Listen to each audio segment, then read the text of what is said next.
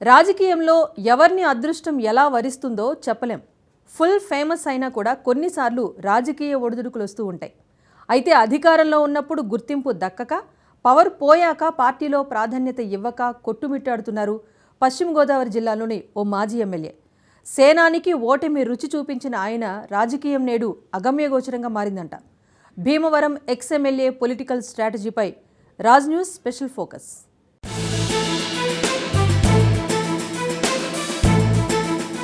నాడు భీమవరంలో నా అంతటోడే లేడన్నాడు.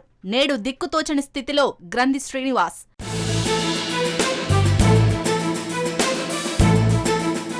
సేనానికి చెక్ పెట్టినా దక్కని గుర్తింపు.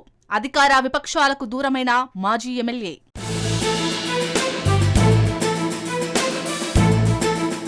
రాజకీయాల్లో పెద్ద పేరు మోసిన వ్యక్తి భీమవరం మాజీ ఎమ్మెల్యే గ్రంథి శ్రీనివాస్ పరిస్థితి ఆగమ్య గోచరంగా మారిందట. దిక్కుతోచని స్థితిలో కొట్టుమిట్టాడుతున్నాడట. పెద్దగా పదవులు దక్కలేదు, గుర్తింపు దక్కలేదనే అసంతృప్తిలో ఉన్నారట గ్రంథి శ్రీనివాస్. నాడు అధికారంలో ఉన్నప్పుడు నా అంతటోడే లేడని తొడకొట్టాడట. నేడు కనీసం పార్టీలో ప్రాధాన్యత ఇస్తారా అంటే అదేనూ లేదట. దీంతో ఆయన పొలిటికల్ స్ట్రాటజీ కీలక చర్చలకు దారితీస్తోంది. 2019లో వైసీపీ నుంచి పోటీ చేసి జనసేన చీఫ్ పవన్ కళ్యాణ్ ను ఓడించారు గ్రంథి శ్రీనివాస్. దీంతో ఆయన రాష్ట్ర వ్యాప్తంగా పాపులర్ అయ్యారు. ఇక తిరిగే లేదు అనుకున్నాడు. అయితే ఆయనకు అదృష్టం పట్టినట్టే పట్టి దరిద్రం వెనుకాలే వెంటాడుతూ ఉందట. వైసీపీ అధికారంలో ఉన్న రోజుల్లో ఒక పార్టీ అధినేతను ఓడించారనే ఆలోచనతోనైనా గుర్తింపు ఇవ్వలేదనే ఆరోపణ ఉంది. ప్రాధాన్యత ఉన్నా పదవులు ఏవీ దక్కలేదనే విమర్శ కూడా ఉంది. ఈ అసహనం ఆయనలోనే కాదు, తన అనుచర గణంలో కూడా ఉందట.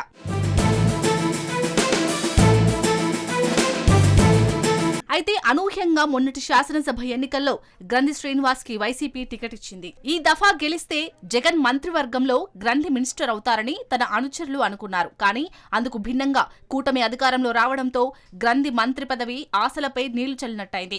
ఇలా అటు అధికారంలో ఉన్న రోజుల్లో గుర్తింపు దక్కక, ఇటు కూటమి అధికారంలోకి రావడంతో మంత్రి పదవి దక్కక తీవ్ర అసంతృప్తిలో ఉన్నారు గ్రంథి శ్రీనివాస్. ఇదిలా ఉంటే పశ్చిమ గోదావరి జిల్లా వైసీపీ అధ్యక్షుడిగా ముదునూరి ప్రసాదరాజును నియమించడం కూడా గ్రంథికి గిట్టట్లేదట. ప్రసాదరాజుకు క్షత్రియులతో ఉన్న విభేదాలు, దానివల్ల నియోజకవర్గంలోని పార్టీ శ్రేణులు కొంతమంది నాయకులు శత్రువులుగా మారారని విమర్శలు వెలువెత్తుతున్నాయి. నరసాపురం పార్లమెంటు పరిధిలో మిగతా నాయకులందరికీ ప్రాధాన్యత ఉన్న పదవులు దక్కాయి. ప్రజల్లో గ్రంథికి మంచి పలుకుబడి ఉన్నా పదవి రాకపోవడంపై శ్రీనివాస్ కు అదృష్టరేఖ బాగోలేదన్న వాదన వినిపిస్తోంది.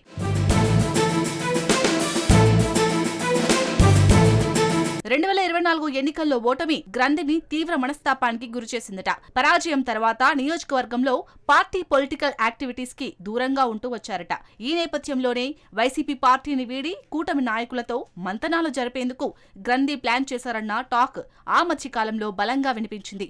ఇక్కడే అసలైన సస్పెన్స్ నెలకొంది. జనసేనలో జాయిన్ అవటానికంటే ముందు ఆయన వైసీపీ ఎమ్మెల్యేగా ఉన్నప్పుడు పవన్ కళ్యాణ్ పై ఏ స్థాయిలో విమర్శలు చేశారో చూశాం.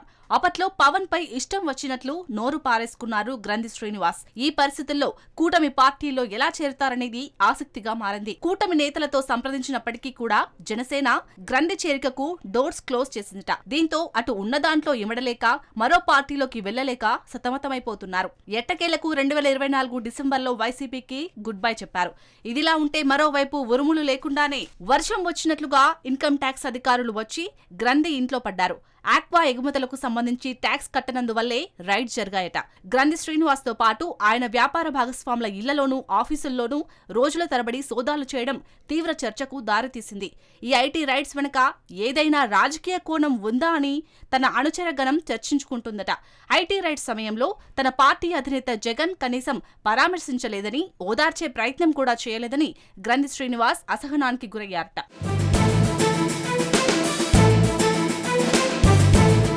మూలిగే నక్కపై తాటికాయ పడినట్టుగా తయారైంది గ్రంథి శ్రీనివాస్ పరిస్థితి.